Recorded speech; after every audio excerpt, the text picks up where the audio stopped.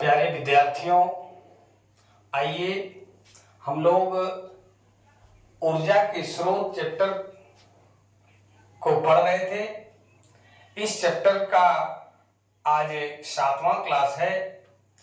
पिछले 6 क्लास के वीडियो को देखने के लिए ग्रुप में डिस्क्रिप्शन में लिंक शेयर किया गया है, आप वहां से देख सकते हैं। आइए कि ज्वारीय ऊर्जा क्या है, what do you mean bye tidal energy,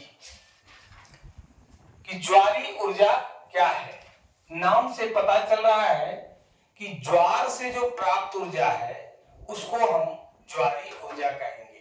अब है कि ज्वारीय ऊर्जा है क्या, ज्वार है क्या। तो देखते हैं कि घूमती पृथ्वी पर चंद्रमा के गुरुत्वीय खिंचाव के कारण, गुरुत्वाकर्षण बल के कारण सागर में पानी का तल उठता और गिरता है। क्या होता है? तो पानी का तल उठता है और गिरता है, अमूमन जिसे ज्वार और भाटा भी कहा जाता है। इस घटना को उच्च ज्वार और निम्न ज्वार कहते हैं, हाई टाइड और लो टाइड कहते हैं। सागर तलों में यह अंतर ज्वारीय ऊर्जा के कारण होता है। ज्वारीय ऊर्जा के कारण ही उच्च ज्वार और निम्न ज्वार देखने को मिलता है और ये क्रिया घटित होती है। अब आइए कि ज्वारीय ऊर्जा जल विद्युत का एक रूप है, और जरा सा डीप में हम लोग जाते हैं कि ज्वारीय ऊर्जा जल विद्युत का एक रूप है जो ज्वार से प्राप्त ऊर्जा को मुख्य रूप से बिजली के उपयोगी रूपों में परिवर्तित करती है। कहने का मतलब ऊर्जा प्राप्त करती है, विद्युत ऊर्जा इससे प्राप्त किया जाता है।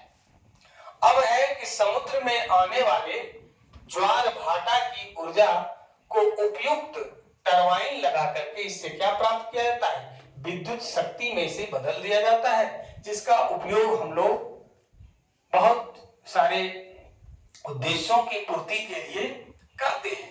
अब आइए, एक लाइन में अगर आपसे पूछा जाए कि ज्वारीय ऊर्जा किसे कहते हैं, तो उस परिस्थिति के लिए देखिए कि ज्वार भाटा में पानी के चढ़ने एवं गिरने से अर्जित ऊर्जा को ज्वारीय ऊर्जा कहते हैं।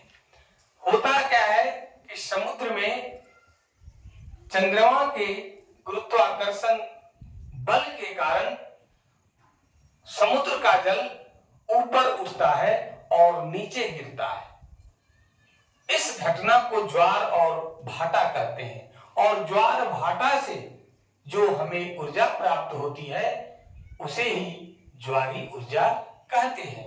आइए देखें एक बार फिर से कि ज्वार भाटा में पानी के चढ़ने एवं गिरने से अर्जित ऊर्जा को ज्वारीय ऊर्जा कहते हैं। अगला जो प्रश्न है कि तरंग ऊर्जा क्या है, वेव एनर्जी क्या है, what do you mean by wave energy. सागर तट के निकट विशाल तरंगों की गतिज ऊर्जा के उपयोग से जो प्राप्त ऊर्जा होती है उस ऊर्जा को तरंग ऊर्जा कहते हैं, वेव एनर्जी कहते हैं। ऊर्जा से पहले तरंग लगा हुआ है, हम लोग को यह समझना होगा कि तरंग से का उपयोग करके जो ऊर्जा हमें प्राप्त होती है उस प्रकार की ऊर्जा को तरंग ऊर्जा कहते हैं, वेव एनर्जी कहते हैं। फिर से एक बार देखिए कि सागर तट के निकट विशाल तरंगों की गतिज ऊर्जा के उपयोग से प्राप्त ऊर्जा को तरंग ऊर्जा कहते हैं। अब देखिए कि महासागर तापीय ऊर्जा, ओशन थर्मल एनर्जी क्या है। महासागर तापीय ऊर्जा, ओशन थर्मल एनर्जी क्या है।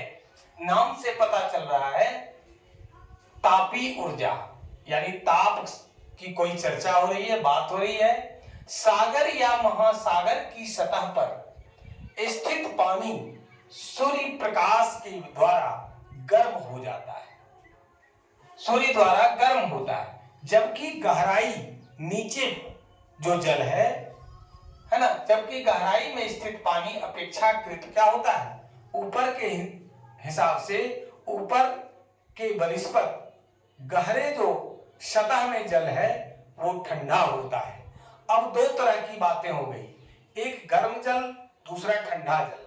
ऊपर जो ऊपरी सतह पर जो पानी है उसका टेम्परेचर अधिक होता है, जबकि जो नीचे गहराई में है उसका टेम्परेचर कम होता है। अब आइए कि ताप में इस अंतर के कारण प्राप्त ऊर्जा को महासागर तापीय ऊर्जा कहते हैं, ओशन थर्मल एनर्जी कहते हैं।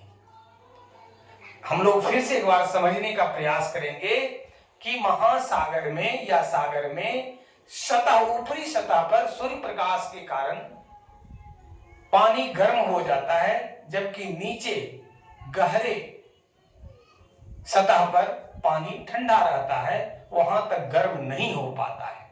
अब ऊपरी सतह पर गर्म, निचले सतह नीचे जो है वो ठंडा, और ताप में इस अंतर के कारण जो ऊर्जा हमें प्राप्त होती है उस ऊर्जा को महासागर तापीय ऊर्जा कहते हैं। क्योंकि ये महासागर के द्वारा प्राप्त हो रहा है और तापीय टेम्परेचर में अंतर रहने के कारण प्राप्त होता है, इसलिए इसको महासागर तापीय ऊर्जा कहते हैं। इसके विषय में थोड़ी सी और जानकारी हम लोग ले लें, ऑब्जेक्टिव भी हमारा नहीं छूटे, नॉलेज भी डीप हो, इसका ख्याल रखना है कि महासागर तापीय ऊर्जा परिवर्तन संयंत्रों के द्वारा प्राप्त होता है।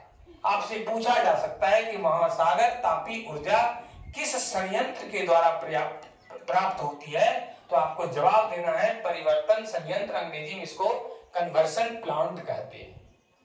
तो महासागर तापीय ऊर्जा परिवर्तन संयंत्रों के द्वारा प्राप्त किया जाता है। दूसरा जो इससे रिलेटेड पॉइंट है वो भी इंपॉर्टेंट है जानकारी के लिहाज से भी और एग्जामिनेशन पॉइंट ऑफ व्यू से भी।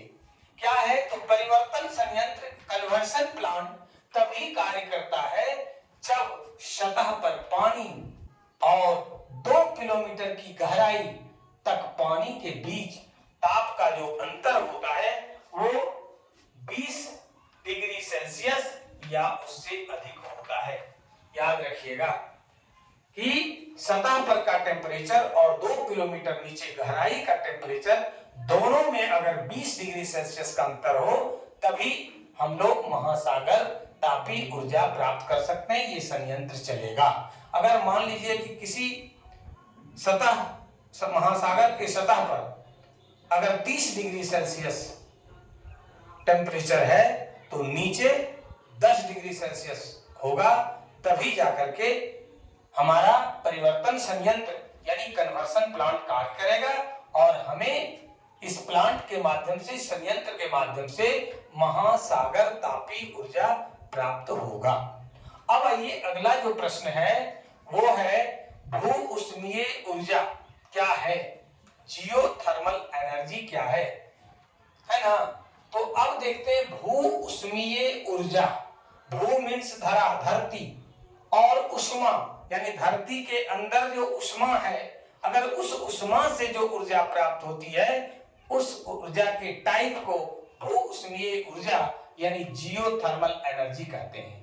पृथ्वी के भूगर्भ से, पृथ्वी के गर्भ से, पृथ्वी के गर्भ से निकले गर्म भाप एवं जल, गर्म जल के द्वारा प्राप्त ऊर्जा को भू उष्मीय ऊर्जा कहा जाता है। पृथ्वी के नीचे गर्भ में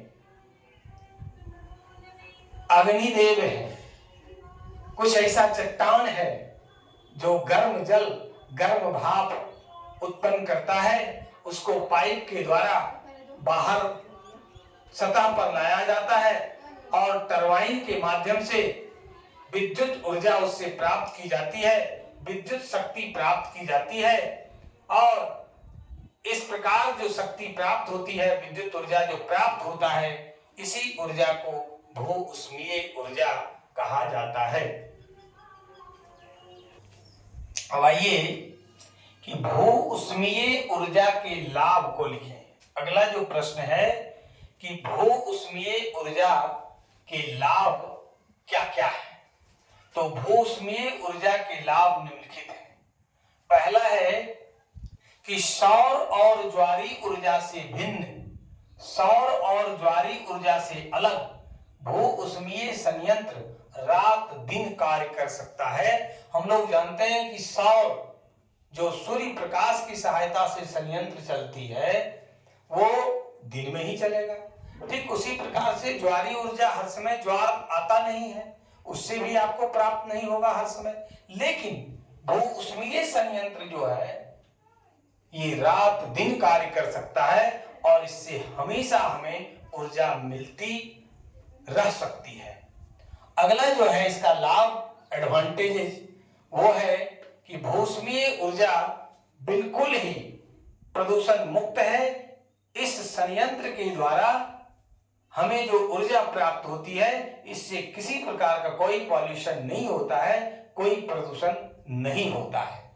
तीसरा जो है वो है कि कोयला आधारित संयंत्र की अपेक्षा भू ऊष्मीय संयंत्र को चलाना बिल्कुल सस्ता है, चीप एंड बेस्ट कर सकते हैं। फिर से देखिए कि कोयला आधारित संयंत्र की अपेक्षा भू ऊष्मीय संयंत्र को चलाना बिल्कुल ही सस्ता होता है, कम खर्च पर ही हमें ऊर्जा प्राप्त हो जाती है इस संयंत्र के द्वारा। अब एक ऊर्जा का यह स्रोत मुफ्त और नवीकरणीय है, ये फ्री में मिलता है और नवीकरणीय है, रिन्यूएबल है, यानी फिर से हमें प्राप्त हो सकता है। इसका हम उपयोग धड़ल्ले से कर सकते हैं। हालांकि कोई भी ऊर्जा का हम जो भी उपयोग करेंगे वो विवेकपूर्ण तरीके से ही उपयोग करेंगे, वो ज्यादा बेहतर होगा हमारे और हमारे आने वाली पीढ़ी दोनों के लिए। इसलिए हमेशा हमें विवेकपूर्ण तरीके से कोई भी संसाधन, कोई भी ऊर्जा स्रोत या ऊर्जा है उसका उपयोग करना है। हम लोगों ने आज पढ़ा बहुत इंपॉर्टेंट टॉपिक सब। अगर आपको अच्छा लगे तो आप लाइक और शेयर जरूर करेंगे। जो लोग चैनल को सब्सक्राइब नहीं किए हैं चैनल को सब्सक्राइब करें। हर दुख सुख झेलते हुए हम आपके साथ हैं। आज के क्लास में बस इतना ही। धन्यवाद।